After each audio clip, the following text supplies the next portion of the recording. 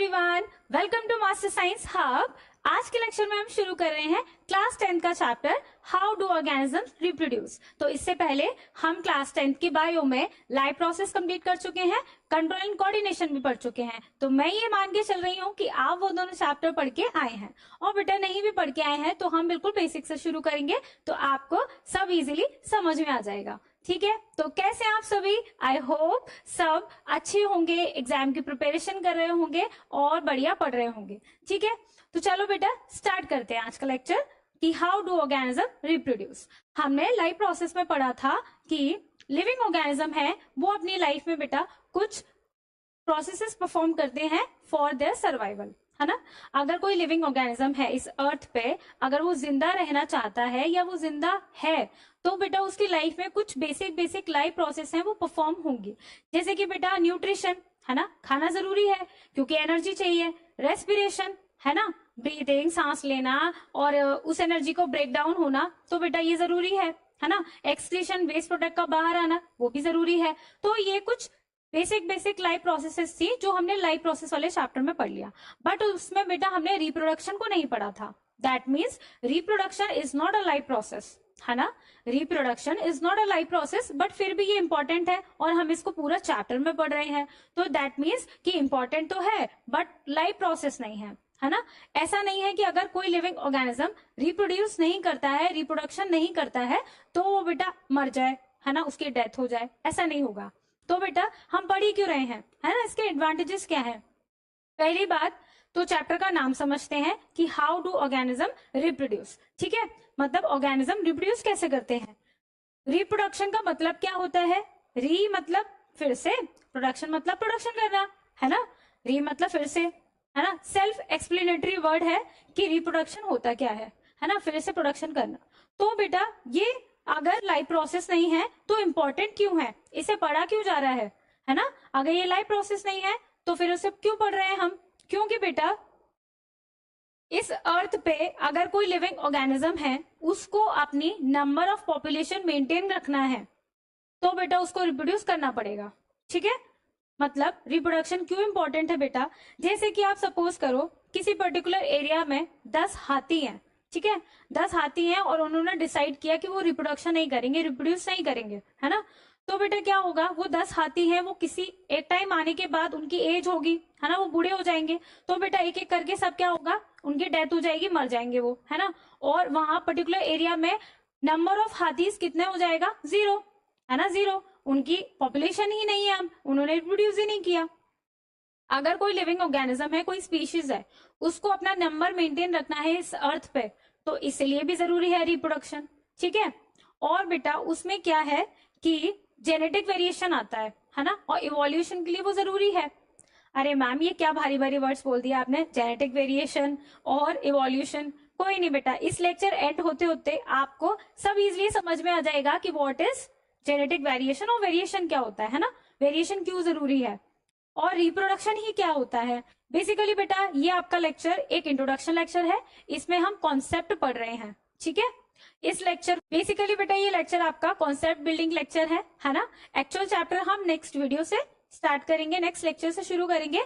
तो बेटा इसमें क्या है कि ये जो इन्फॉर्मेशन है ना, बहुत इंपॉर्टेंट इन्फॉर्मेशन है।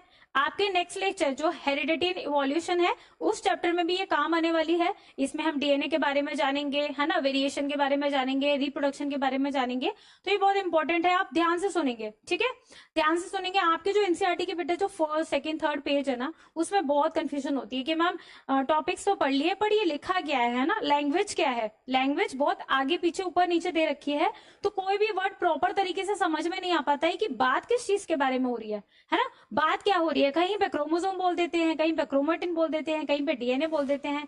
तो मैम समझ में नहीं आ रहा है कि किसको क्या बोल रहे हैं और कहाँ कब।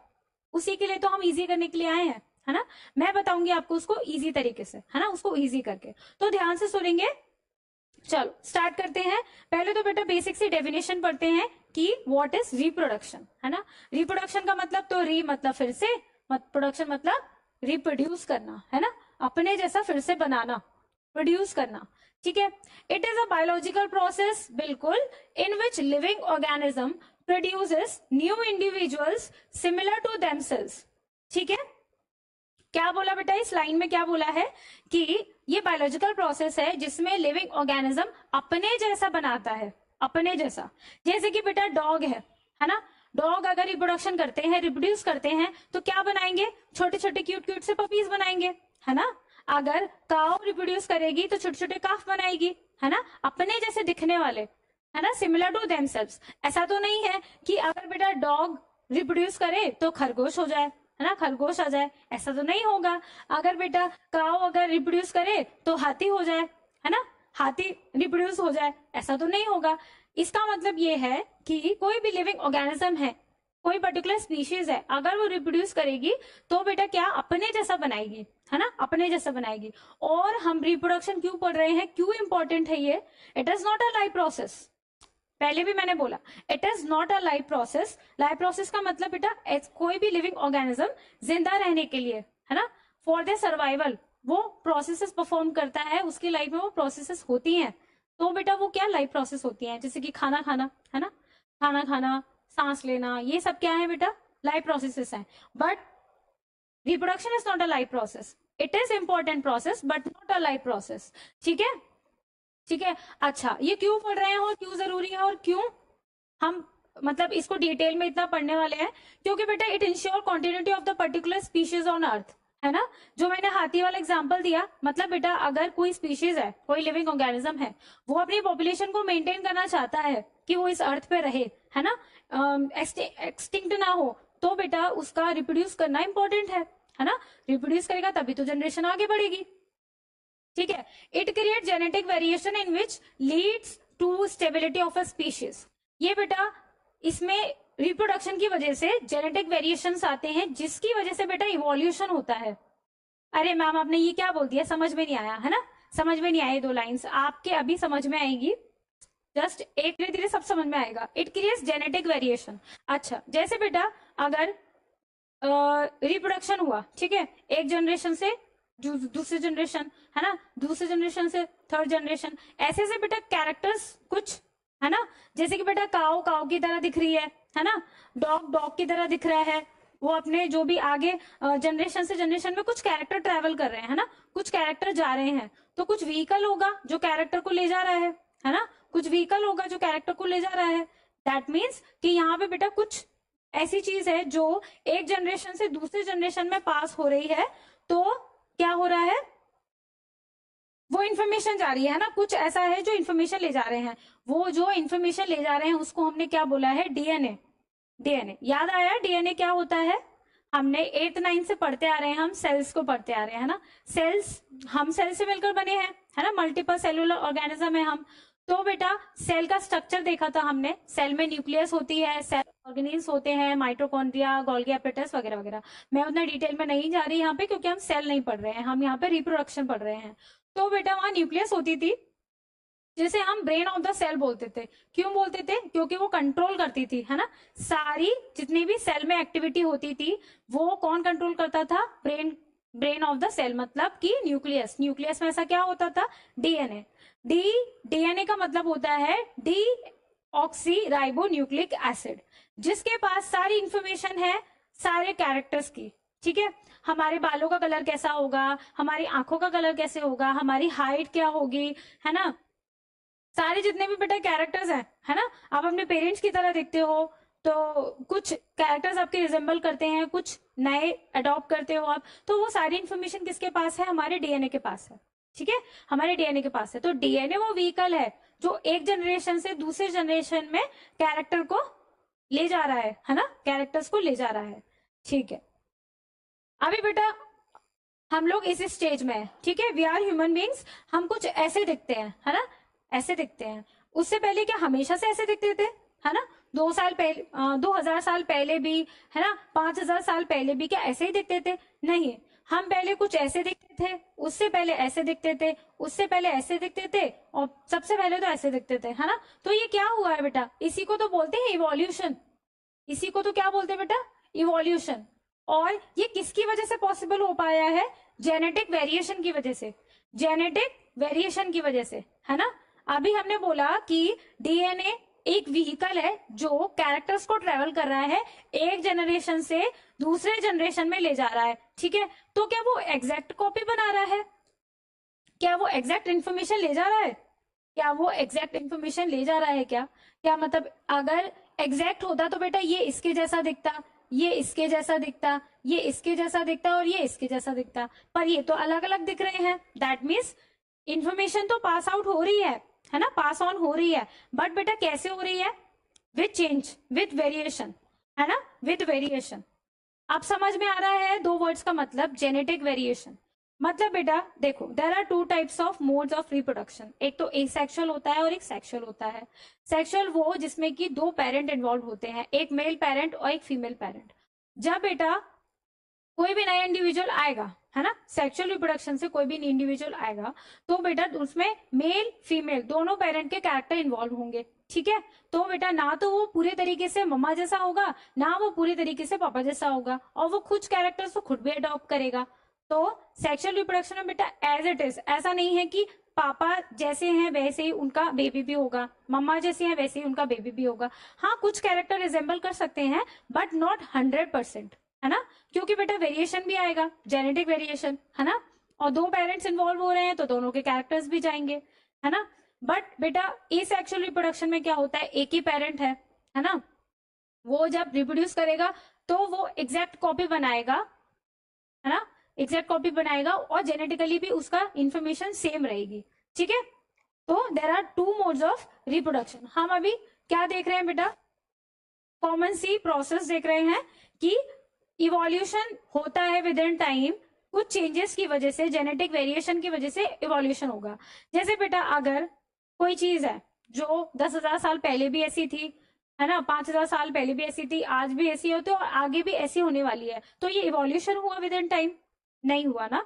इवोल्यूशन का मतलब कि चेंजेस, है ना, वेरिएशन आए, एडेप्टेशन के हिसाब से, इन्वायरमेंटल कंडीशन के हिसाब से वो एडॉप्ट करे उस चीज को, है ना, चेंजेस आए, तो उसको हम बोलेंगे कि इवोल्यूशन हुआ है ना, इवॉल्व हो रहा है। तो इसलिए, ठीक है, इसलिए भी रिप्रोडक्शन जरूरी है, इंपॉर्टेंट है। अच्छा, नेक्स्ट देखते हैं कि व्हाट इज डीएनए, है ना। डीएनए बोल दिया, अब डीएनए को थोड़ा सा पढ़ लेते हैं। डीएनए का फुल फॉर्म होता है बेटा डीऑक्सी राइबो न्यूक्लिक एसिड। ये क्या है बेटा? न्यूक्लिक एसिड, ठीक है। इसका नाम ऐसा क्यों है, इसकी भी वजह है, डीऑक्सी राइबो न्यूक्लिक एसिड, ठीक है, राइबोस शुगर होती है इसमें, ठीक है। चलो, ये बेटा डबल हेलिक्स डबल स्टैंडर्ड मतलब दो धागों से मिलकर बना होता है, कुछ ऐसा स्ट्रक्चर होता है इसका, ठीक है। और यहाँ पे बेटा इसके बेस लगे होते हैं, ठीक है, कोड्स होते हैं। अभी इतना याद रखो कि ये डबल हेलिक्स दो धागों से मिलकर बना ऐसा स्ट्रक्चर होता है, ठीक है। अच्छा, ये बेटा एक सेल है, ठीक है, एक सेल है। अभी हम देखते हैं कि अलग अलग नामों से इसे क्यों पुकारा जा रहा है, ठीक है, अलग अलग नामों से इसे क्यों पुकारा जा रहा है। ये सेल है और बेटा ये सेल की क्या है? न्यूक्लियस है। ये तो हमारा क्या है? डीएनए, ठीक है, डीएनए है, डीएनए है ये। अच्छा, अगर ये डीएनए कुछ इस तरीके से पड़ा हुआ है न्यूक्लियस में, अगर ये डीएनए कुछ इस तरीके से पड़ा हुआ है न्यूक्लियस में, तो बेटा इसका नाम होगा, तो इसको हम बुलाएंगे बेटा प्यार से क्रोमेटिन। क्या बुलाएंगे? क्रोमेटिन। और जब बेटा सेल डिवाइड करेगी, सेल डिवाइड करेगी मतलब सेल डिवीजन भी तो होगा ना, जब रिप्रोडक्शन होगा, है ना, न्यू इंडिविजुअल बनेगा, तो बेटा सेल डिवीजन होगा, है ना, सेल डिवाइड करेगी। हम किससे मिलकर बने हैं? सेल से मिलकर बने हैं। नया इंडिविजुअल कैसे मिलकर बनेगा? सेल से मिलकर बनेगा। तो सेल डिवाइड करेंगे तभी तो नए सेल्स बनेंगे, है ना। तो सेल डिवाइड करेगी, सेल डिवाइड करेगी तो बेटा क्या होगा? क्या होगा? सेल डिवीजन, ठीक है। सेल डिवीजन के टाइम पे, सेल डिवीजन के टाइम पे क्या होता है? यही डीएनए ऐसे पड़ा हुआ है तो क्रोमेटिन नाम, इसका डीएनए नाम, और यही डीएनए क्या करता है बेटा? ये कॉइलिंग कर लेता है अपने आप को एक स्ट्रक्चर के फॉर्म में, और बेटा ये क्या बना देता है? ये बना देता है क्रोमोसोम। आया याद? आपकी बुक में दिया है बेटा नाम क्रोमोसोम, है ना, क्रोमोसोम ऐसे स्ट्रक्चर बना देता है ड्यूरिंग सेल डिवीजन, ठीक है। इन स्ट्रक्चर्स को ही बोलते हैं क्रोमोसोम, ठीक है, क्रोमोसोम। अच्छा, जल्दी से आप बता देंगे कि ह्यूमन बींग्स में कितने नंबर ऑफ क्रोमोसोम होते हैं? कितने नंबर ऑफ क्रोमोसोम होते हैं? There are 46 number of chromosomes in human beings, ठीक है। और अगर पेयर में देखा जाए तो कितने होते हैं? 23 पेयर, ठीक है, 23 पेयर। तो डीएनए को अब हम कंफ्यूज नहीं करेंगे, ठीक है। डीएनए का स्ट्रक्चर तो बेटा ऐसे ही रहने वाला है, ठीक है। डबल हेलिक्स, डबल स्टैंडर्ड, 2 धागों से बना हुआ, बीच में उसके बेसिस लगे होते हैं। उतना मत जाओ डिटेल में, बट याद रखो कि ऐसा स्ट्रक्चर होता है। अगर ये डीएनए ऐसे ही पड़ा हुआ है न्यूक्लियस में तो उसे क्रोमेटिन बोल रहे हैं, और क्रोमोसोम बोल रहे हैं सेल डिवीजन के टाइम पे कंडेंस हो रहा है, ठीक है। सेल डिवीजन के टाइम पे अगर वो कंडेंस हो रहा है तो उसको क्या बोल रहे हैं? हम उसको बोल रहे हैं क्रोमोसोम, ठीक है।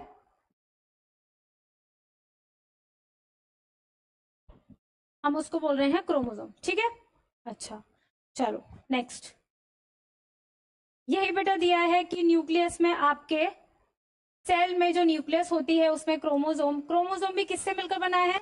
अभी बताया हमने, है ना। ये कंडेंस फॉर्म है किसकी? डीएनए की, है ना, डीएनए की, सिंपल। चलो, वेरिएशन, व्हाट इज वेरिएशन? है ना, वेरिएशन क्या, अभी हमने थोड़ी देर पहले देखा था वेरिएशन क्या होता है। वेरिएशन का मतलब होता है बेटा चेंजेस, है ना, चेंजेस। ऐसे चेंजेस बेटा जो जनरेशन से जनरेशन में आते हैं, है ना, बेटर अडेप्टेशंस के लिए आते हैं, डिसीज रेसिस्टेंस के लिए आते हैं, है ना, कॉन्टिन्यूटी ऑफ स्पीशीज के लिए आते हैं। तो वेरिएशन हम क्यों पढ़ रहे हैं बेटा? इससे क्वेश्चन आता है आपके एग्जाम में, है ना।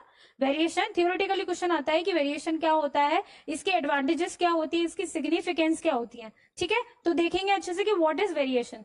Variation is a differences present between the individual of the same species. अच्छा, चलो देखते हैं। अच्छा, जब हम देख रहे हैं कि रिप्रोडक्शन हो रहा है, ठीक है, एक कोई भी लिविंग ऑर्गेनिज्म है, वो बेटा क्या कर रहा है? रिप्रोड्यूस कर रहा है। तो रिप्रोड्यूस करेगा तो सेल डिवाइड करेगा, है ना, सेल डिवीजन होगी, सेल डिवीजन होगी। तो बेटा इसके अंदर क्या है? न्यूक्लियस, ठीक है, न्यूक्लियस है, न्यूक्लियस में क्या है? डीएनए है। अच्छा, सेल डिवीजन के टाइम पे हमारा डीएनए कैसा दिखता है? हमारा डीएनए कुछ ऐसा दिखता है, क्रोमोसोम,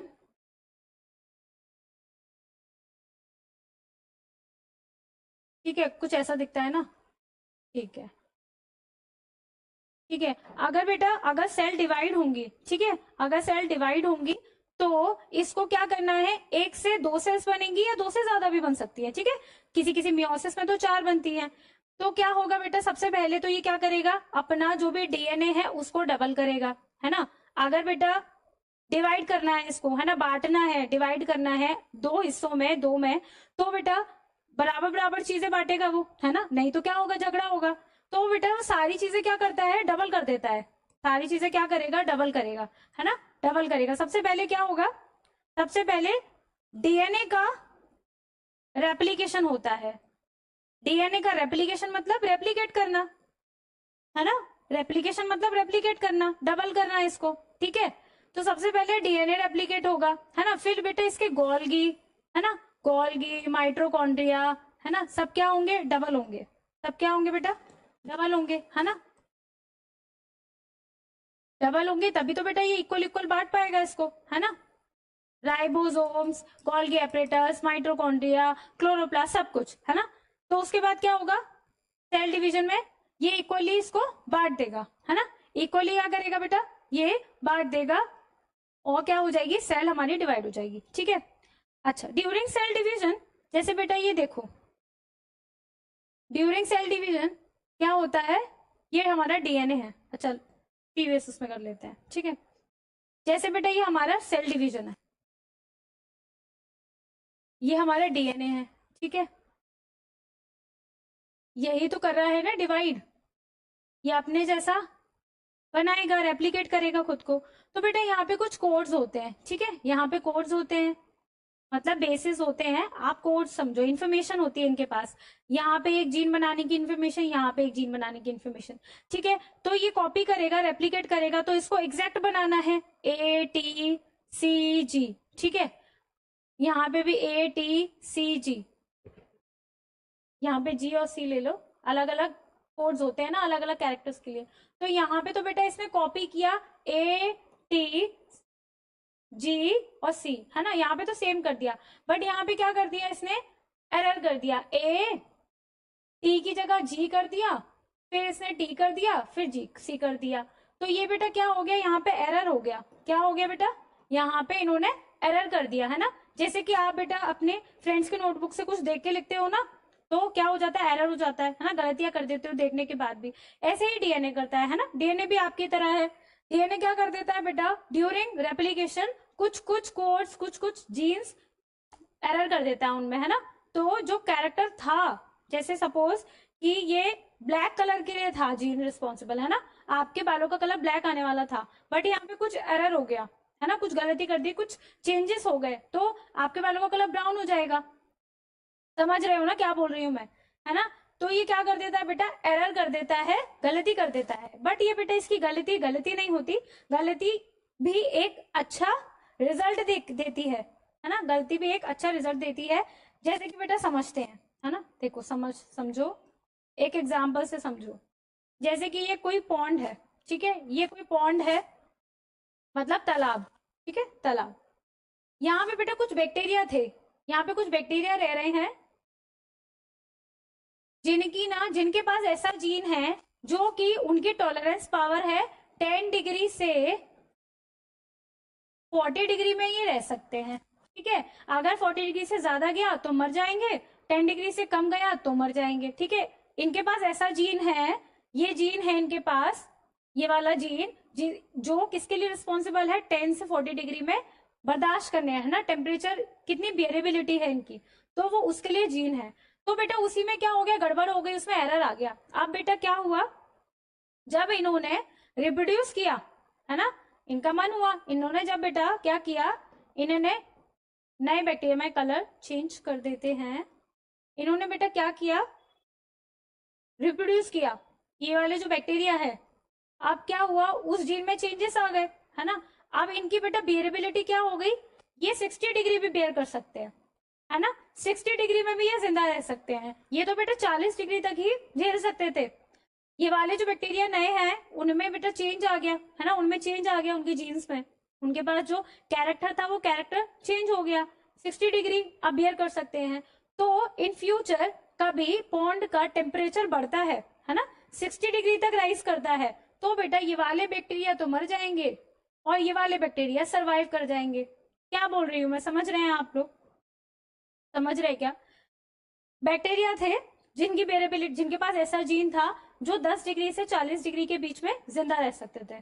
अगर 10 से कम होता तो मर जाते, 40 से ऊपर होता तो मर जाते।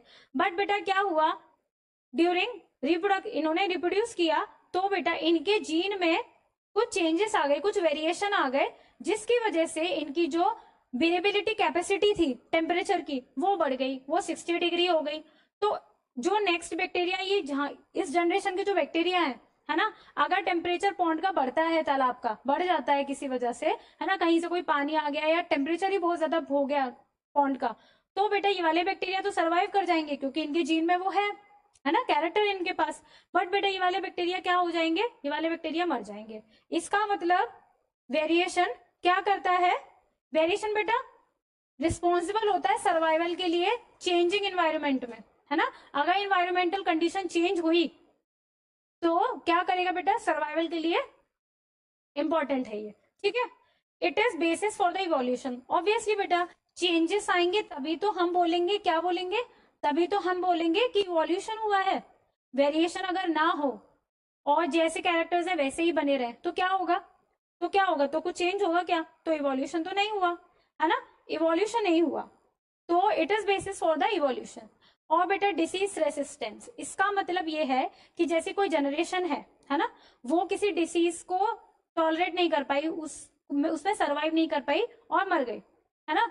बट क्या हुआ, जो उसकी नेक्स्ट जनरेशन थी वो उसी डिसीज में सरवाइव कर गए, है ना, सरवाइव कर गए। दैट मीन्स कि उनके जेनेटिक मेकअप में कुछ चेंज आया, उनके डीएनए में कुछ वेरिएशन आया, है ना, जिसकी वजह से क्या हुआ, वो डिसीज रेसिस्टेंस हो गए। बेटर अडेप्टेशन, बिल्कुल जैसा कि हमने लास्ट एग्जांपल में भी पढ़ा, है ना, एनवायरमेंटल कंडीशन के हिसाब से अडॉप्ट करने के लिए उनमें वेरिएशन आते हैं, ठीक है, जिसकी वजह से बेटा क्या होता है, इवोल्यूशन भी होता है ना, continuity of the species, obviously है ना। जैसे जैसे चेंज के हिसाब से इवोल्यूशन होगा, है ना, number of population of particular species बढ़ती जाएगी, तो क्या होगा बेटा, कॉन्टिन्यूटी बढ़ती जाएगी उस स्पीशीज की, है ना, उस स्पीशीज की कॉन्टिन्यूटी मेंटेन रहेगी। ठीक है, तो अभी तक हमने क्या पढ़ा, अभी तक हमने देखा रिप्रोडक्शन क्या होता है, एडवांटेजेस क्या क्या है। Reproduction is not a life process but it is important, क्यों है वो भी मैंने बता दिया, कि नंबर ऑफ पॉपुलेशन मेंटेन रहे किसी पर्टिकुलर स्पीशीज की, और बेटा जेनेटिक वेरिएशन आते हैं जिसकी वजह से इवोल्यूशन होता है, तो इसीलिए रिप्रोडक्शन इंपॉर्टेंट प्रोसेस है। ठीक है, वेरिएशन देख लिया हमने, उसकी सिग्निफिकेंस पढ़ ली। ठीक है, और अगर एग्जाम में आएगा तो हम लिख सकते हैं, है ना, कि क्यों इंपॉर्टेंट है, उसकी क्या क्या सिग्निफिकेंस है। ठीक है, there are two modes of reproduction, one is sexual reproduction and another one is asexual reproduction। Sexual में बेटा दो पेरेंट इन्वॉल्व होंगे, मेल पेरेंट और फीमेल पेरेंट। ठीक है, अच्छा, सेक्सुअल रिप्रोडक्शन में बेटा गैमीट्स बनते हैं। गैमीट्स का मतलब होता है ऐसे सेल्स जो बेटा रिप्रोडक्शन में हेल्प करते हैं, रिप्रोड्यूस करने में हेल्प करेंगे, उनको बोलते हैं बेटा गैमेट्स। ठीक है, सेक्स सेल्स भी बोल सकते हैं इसको। अगर मेल में बेटा, इन ह्यूमन बींग्स मेल में होता है स्पर्म सेल होती है बेटा, है ना। फीमेल में होती है बेटा, फीमेल में एग बोलते हैं और ओवम भी बोलते हैं। ठीक है, ये भी सेल्स हैं, और सेल्स ये रिप्रोडक्शन में हेल्प कर रहे हैं, इसलिए इनको गैमेट्स में बोलते हैं। ठीक है, अच्छा, मेल और फीमेल गैमेट्स सेल्स जब फ्यूज होंगी, जब फ्यूजन होगा इनका, तो फर्टिलाइजेशन होता है। तो क्या होता है बेटा, ये प्रोसेस है, फर्टिलाइजेशन होता है। ठीक है, इसमें बेटा जो ऑफस्प्रिंग्स बनते हैं, जो न्यू इंडिविजुअल बनते हैं, वो जेनेटिकली डाइवर्स होते हैं। जैसा कि हमने पहले भी देखा, जेनेटिकली डाइवर्स का मतलब बेटा उनके जीन्स, कुछ जीन्स तो पेरेंट्स से आएंगे, मेल पेरेंट्स से आएंगे, कुछ फीमेल पेरेंट्स से आएंगे, तो डाइवर्सिटी तो वैसे भी होगी, है ना। और कुछ बेटा वेरिएशन भी आते हैं, है ना, कुछ वेरिएशन भी होंगे, जेनेटिक रिकॉम्बिनेशन, तो इसलिए ये जेनेटिकली डाइवर्स हो सकते हैं ना। तो ऐसा तो नहीं है ना कि आप प्रॉपर पापा की जैसे दिख रहे हो, प्रॉपर मम्मा की जैसे दिख रहे हो, ऐसा नहीं है, है ना। आपका जो मतलब दो आंखें एक नाक, ये तो कैरेक्टर है ना, ये तो सारी ह्यूमन बींग्स में कॉमन है, बट बेटा हर कोई एक जैसा रिजेंबल नहीं करता है ना। वो क्यों, क्योंकि कैरेक्टर्स की वजह से, जीन्स की वजह से, जेनेटिक वेरिएशन की वजह से। ठीक है, अच्छा, एसेक्सुअल रिप्रोडक्शन में बेटा कोई गैमेट नहीं बनता है, क्योंकि एक ही पेरेंट इन्वॉल्व है। जब गैमेट्स नहीं बनेंगे तो फ्यूजन भी नहीं होगा, फ्यूजन नहीं होगा तो बेटा फर्टिलाइजेशन भी नहीं होगा। और इसमें जो ऑफस्प्रिंग्स बनते हैं वो जेनेटिकली आइडेंटिकल बनते हैं, क्योंकि किसी का डीएनए आ ही नहीं रहा ना, एक ही पेरेंट का डीएनए इन्वॉल्व हो रहा है, तो जेनेटिकली डाइवर्सिटी भी नहीं आएगी, है ना। तो क्या होंगे बेटा, जेनेटिकली आइडेंटिकल होंगे। ठीक है, अच्छा, नेक्स्ट है बेटा modes of asexual reproduction. There are various types of modes of asexual reproduction, है ना। फिशन है, बडिंग है, फ्रेगमेंटेशन है, रीजनरेशन है, स्पोर फॉर्मेशन है, और वेजिटेटिव प्रोपोगेशन है। ठीक है, तो बेटा स्टार्ट करेंगे हम एसेक्सुअल रिप्रोडक्शन। यहाँ से हमारा एक्चुअल चैप्टर शुरू हो रहा है। ये जो भी हमने इन्फॉर्मेशन ली, इन्फॉर्मेशन पढ़ी अभी तक, वो हमारा कॉन्सेप्ट के लिए पढ़ी हमने, है ना, जिससे कि हमारा जो चैप्टर है वो हमें इजीली और अच्छे से समझ में आए। और ये वाली इन्फॉर्मेशन बेटा आपके आने वाले नेक्स्ट चैप्टर में भी काम आएगी, हेरिडिटी एंड इवोल्यूशन में। तो बेटा इसको अच्छे से पढ़ेंगे हम, है ना। इसके बाद तो चैप्टर बहुत इजीली समझ में आ जाएगा, है ना। कंफ्यूजन नहीं होगा कि क्रोमेटिन, क्रोमोसोम, डीएनए, वेरिएशन, ये सब क्या क्या बात कर रही है मैम, ये कंफ्यूजन नहीं होगा। ठीक है, तो बेटा फिशन, एसेक्सुअल रिप्रोडक्शन हम नेक्स्ट लेक्चर में पढ़ेंगे, नेक्स्ट लेक्चर में शुरू करेंगे। सेक्सुअल रिप्रोडक्शन भी नेक्स्ट लेक्चर में पढ़ेंगे। ठीक है, तब तक के लिए बेटा आप इसको पढ़ेंगे। आप मेरे जो प्रीवियस लेक्चर है लाइव प्रोसेस चैप्टर को भी पढ़ सकते हो, बहुत डिटेल में मैंने पढ़ाया है। अगर आप उसको एक बार भी देख लेंगे तो आपको पूरा चैप्टर अच्छे से समझ में आ जाएगा। कंट्रोल एंड कोऑर्डिनेशन भी देख सकते हैं आप, है ना, वो भी मैंने बहुत अच्छे से पढ़ाया है, आप उसको भी वॉच कर सकते हैं। और बेटा आज का जो इन्फॉर्मेशन थी वो हमारे नेक्स्ट चैप्टर की बेटर अंडरस्टैंडिंग के लिए थी, है ना, कॉन्सेप्चुअल अंडरस्टैंडिंग थी, तो आप इसको भी बहुत अच्छे से पढ़ेंगे। ठीक है, तो नेक्स्ट मिलते हैं हम नेक्स्ट लेक्चर में एसेक्सुअल रिप्रोडक्शन और सेक्सुअल रिप्रोडक्शन पढ़ने के लिए। ठीक है, तब तक के लिए stay tuned, follow for more. Thank you.